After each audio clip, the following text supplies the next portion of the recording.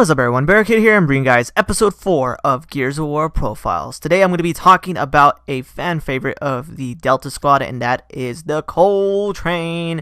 Very, very awesome character. I've always loved Coltrane. There's not a single thing I dislike about him. He's just badass, hilarious, awesome, and just a freaking amazing character. From the beginning of his story to present, everything about him is just really cool. And there's actually kind of a sad part to his story that I'll go more into with his life and things like that. But to go overall, to start off with the Coltrane, let's go ahead and talk about his thrashball career before he even became a gear. So he became a thrashball star quite young. He was actually most likely in his early 20s or so by the time E-Day happened. There's actually no specific date of his birth, unfortunately. I can't seem to find anything stating how old he was on E-Day, but at the very least he was definitely at his early 20s when E-Day happened. So he was definitely rolling around as a thrashball star for, at a very young age, just kicking ass, doing, his stunts, and everyone loved him. He was mostly known for being a part of the Cougars team, but he also played for another team called the Eagles, and he also was just on various other teams as well. But he was mostly known for being a part of the Cougars, which also was his hometown. So he always loved being a part of that team whenever he could be, and loved staying on that team because it was his hometown. So he was a straight badass. He was a defensive lineman on his team, and he just simply broke records. Everyone loved him constantly. Everyone, Coltrane. He was just a superstar. But the thing that was really cool about him, the thing I really liked about Coltrane, is even though he was a superstar and well known, and everything, he was very humble. He was never the type of person to be like, oh, I'm a star, and just make people feel bad or put anyone down. He acted very fairly to his co-workers, his teammates, his agents, and even people that he hired, like to drive him around, and butlers and things. He was always very, very kind. He was never the type of person that would, look down on anyone just because, oh, he's a thrashball star. So that's the thing I really liked about him. And then as time went on, E-Day unfortunately happened. He immediately wanted to join the army because he felt like what he was doing was pointless. Like he always felt like, yeah, I'm a star, but there's soldiers out there dying and fighting for the lives of everyone, and I'm over here just living the good life playing as a superstar for a sport. It's not fair. That's the type of mentality he had. It's not fair that I'm living a normal life when all these normal people are dying. So he went out of his way to become a gear. He didn't care, and there was a bunch of people, his agents, his fellow teammates, everyone's like, no, you gotta stay, and one part from the novels that I really liked is his agent told him, I understand you want to be a soldier, you want to go out there and help, you want to fight, but what you do is actually very important. Even though you may not be out there fighting the locusts, risking your life for everyone, what you're doing right now is very important because you're giving people morale. You're giving people strength mentally in this horrible, dire time where everyone is dying. And Cole kind of took that at face value, kind of like, okay, it's true, I am helping people, by being this, sportsman that I am. And, but he decided that's not enough. That's not enough. And he decided, you know what, I'm going to be that guy that motivates people, gives people morale. But he decided that he didn't want to do that just on a thrashball field. He wanted to do that on the battlefield. And actually, one of his very first fights against the Locusts was like that. He was just a part of a squad trying to infiltrate an area that was completely taken over by the Locusts. Bunch of people are dying. E-holes are popping up. It looks hopeless. I don't know where this big-ass dude that played thrashball shows up in the squad. Everyone's like, what the hell? That's Coltrane. And everyone's like, okay, he's going to help us. But everyone kind of had this mentality like, we're going to die. Like we're done. It's over. And then on his very first mission, Cole literally just runs in, guns blazing, screaming, whoa, and just going off like crazy, killing locusts, stabbing them with the retro, going off, just tearing it up. And at the time, Barrett, who he barely knew, was with him.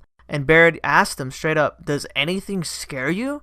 You just like ran in, guns blazing, like Barrett had this like really freaked out like look, like this guy just ran in guns blazing with like no, care in the world. And he just like teared it up, killed a bunch of locusts. And Cole threw on this facade basically saying, nothing scares the Coltrane, baby, blah, blah, blah, Cole.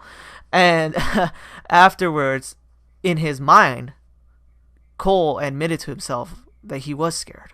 He was scared. He was scared as hell when he did that. There was a part in the novel where they say something along the lines that he was trembling.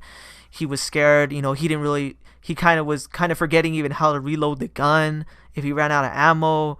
He was actually very scared, and he was trembling, but he didn't care. He just ran in, guns blazing, went all out, killed a bunch of locusts because he wanted to take revenge on what they did on quote unquote his mama. And that's actually the really sad story when it comes to his parents, what happened with them, and what kind of happened to him on E-Day. There isn't too much info on how exactly his parents died, but the situation beforehand was quite sad. And if this happened to someone like me, someone that loves their family and parents like crazy, it would have driven me mad, because just reading it kind of gave me anxiety, honestly. But basically, long story short, he's trying to drive home. He's in Hanover, obviously, because he's with the Cougars at the time. His parents live there. He's trying to go home because E-Day's happening. And he's trying to go home. And the area that he's in hasn't particularly been attacked yet. But he's heard that the area that near his parents has been. So he's trying to get to them. You know, he's trying to get to his family.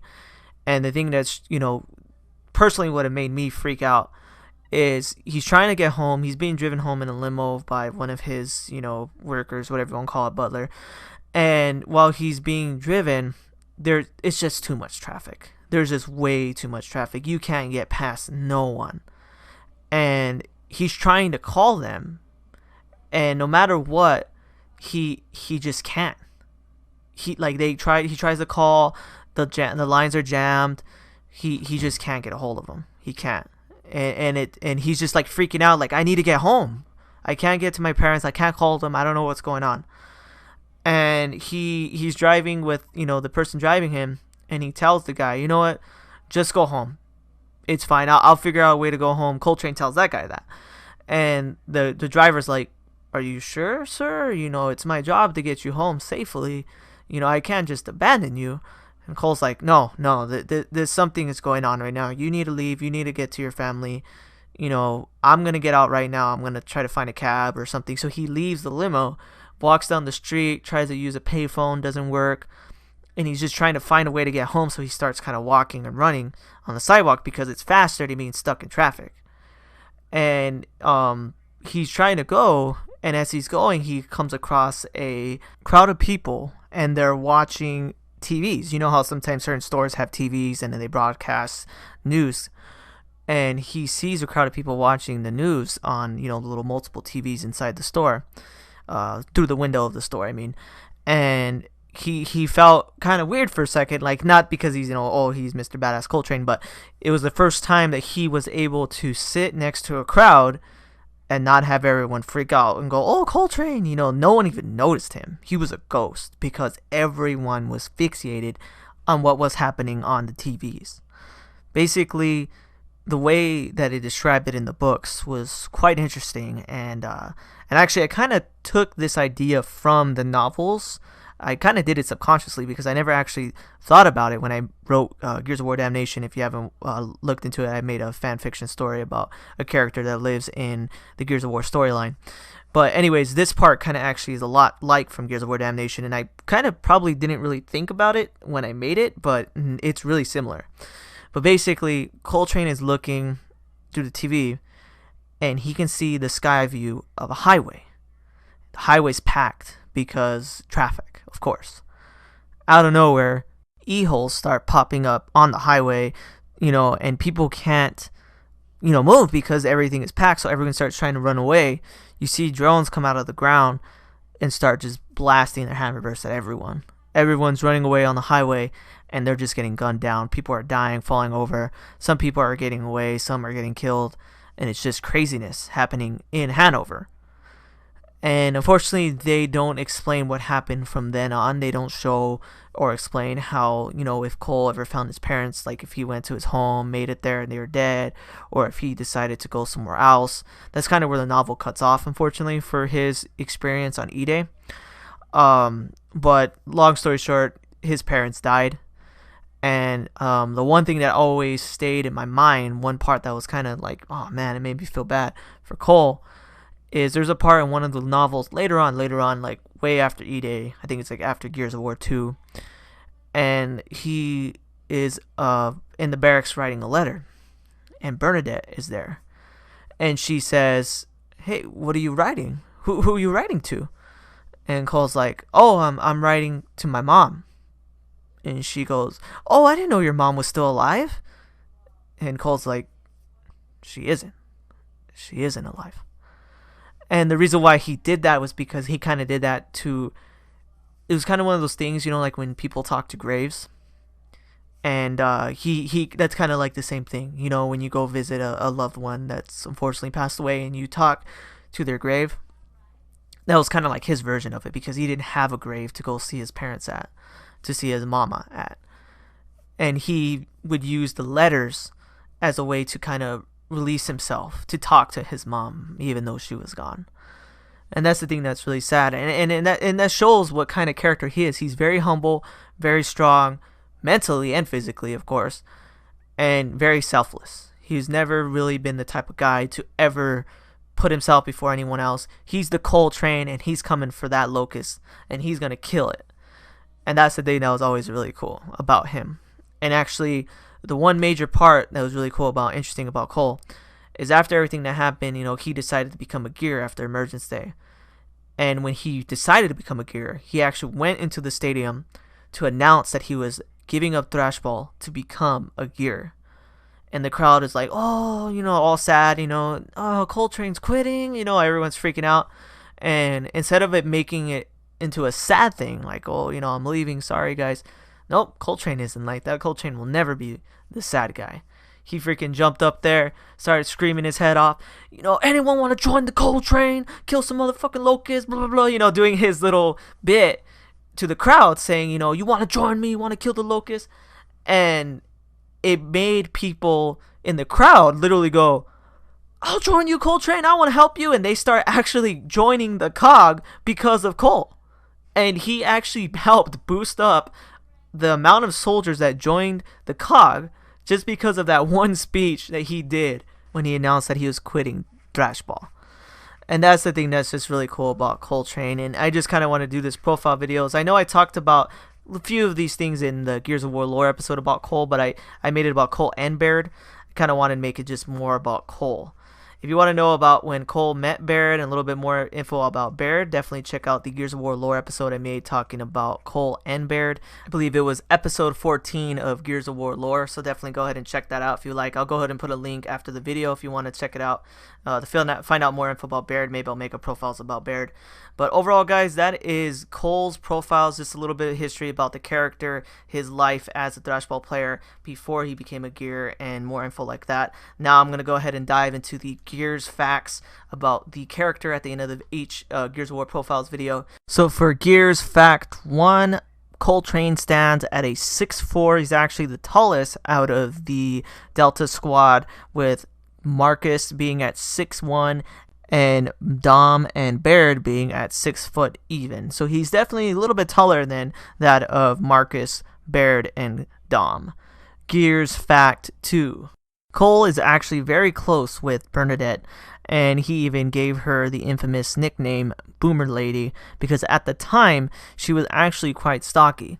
If you notice in the game, she's actually quite skinny, and they made her model quite skinny. That was the thing that kind of annoyed me with the character of Bernadette, because in the novels they actually described her to be this really kind of big, bulky lady that you would not want to mess with. And that was the reason why Cole actually called her Boomer Lady, for that exact reason, because Cole saw her as a lady boomer.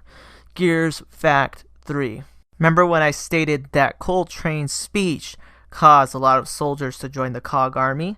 Well, the exact percentage was an increase of 390% of soldiers joining the COG. So almost 4 times the soldiers were joining in thanks to Cole Train's speech when he quitted Thrashball. That is ridiculous. I'm pretty sure the COG was very happy to have Cole on their team with the COG, knowing that he brought not only himself, but a shitload of other people join the COG. Anyways guys, if you guys like this video, please definitely hit that like button and subscribe and tell me what you guys think about the Coltrane's profiles. Is there anything that I missed out on? Is there anything you wanted to talk about Coltrane? Which character do you think should be in Gears of War Profiles Episode 5? But anyways guys, thanks for watching and take it easy.